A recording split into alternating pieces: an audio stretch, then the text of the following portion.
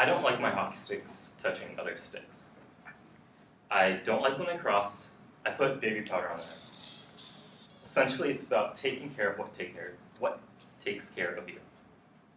This is a quote from Wayne Gretzky, the greatest hockey player to ever play the game. He was just saying how much he pampers his sticks because any hockey player can attest that this essentially becomes an extension of yourself. I've played hockey for 14 years. Over the past 5 years, I've only used 2 different models of stick. The first model was the Reebok Ripcore, and now I use a Mobbin. Honestly, I would still probably be using the Ripcore, except they run about $250 a stick, and I just couldn't afford it anymore. Each stick has its own unique structure. Every element is different. No 2 companies put out the same stick. This is why every athlete has their model of stick, the only model they'll ever play with. Ultimately, however, a stick can be broken down into 3 unique components. These components are the flex, which is housed in the shaft of the stick, the lie, which is how the stick meets the ice and how the blade is attached to the shaft, and the curvature of the blade. Through these 3 structural elements of the stick, you're able to create your own personalized stick. First off is the lie. The lie is how the stick meets the ice. It roughly has a degree of 135, but there are different degrees, giving each player their own way to find what works best for them. Defenders want to keep their stick as long as possible while still keeping it on the ground. This is so they can sweep the puck and get the puck away from the forwards that are coming at them. So they're going to have a higher degree in their lies. They're most likely going to have around a 4. I'm an offender, or a forward, so I like to keep the puck closer to me. My lie is a 6 because that allows me to keep the puck towards my feet and I can use my body to help protect it away from the defenders. The next major component of the stick is the curvature of the blade.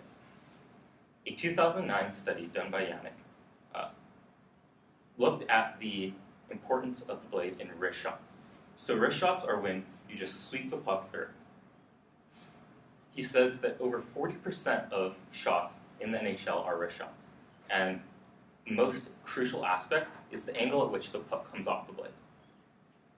The blade is curved in 2 different ways. First off, it has just the bend that you would normally expect. But it also has a flaring of the tip. This is what allows the puck to come off the blade at whatever angle you want. Its main purpose, though, is for consistency. When the blade is curved, it forms almost a pocket. So whenever you receive a pass or the puck comes to your stick, it will always nestle relatively in the same area of your stick. This allows you to always be able to shoot, pass, whatever you want to do from the puck coming from the same area, which allows you to have a better consistency in your shots and hopefully better shot percentages. The final aspect is the flex. The flex is housed in the shaft of the stick. This is Alexander Ovechkin. He is one of the greatest hockey players in the league right now, and he shows what a professional can do. I sadly can't do that.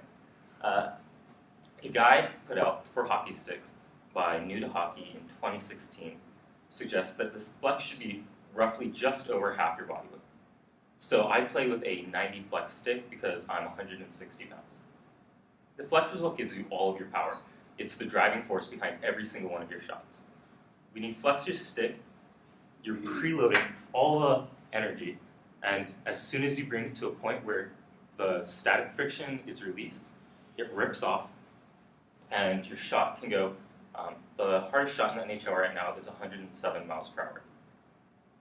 So it's kind of insane thinking that a single person can shoot a rubber biscuit 107 miles an hour through the air. All the power comes from the shaft and its flex, meanwhile all the accuracy comes from the blade and its curvature. So, in conclusion, there's 3 major components of the hockey stick. There's the lie, which is how the blade meets the ice. It's completely based on preference, and it helps you protect the puck or get the puck depending on what you want to do. There is the blade or the curvature.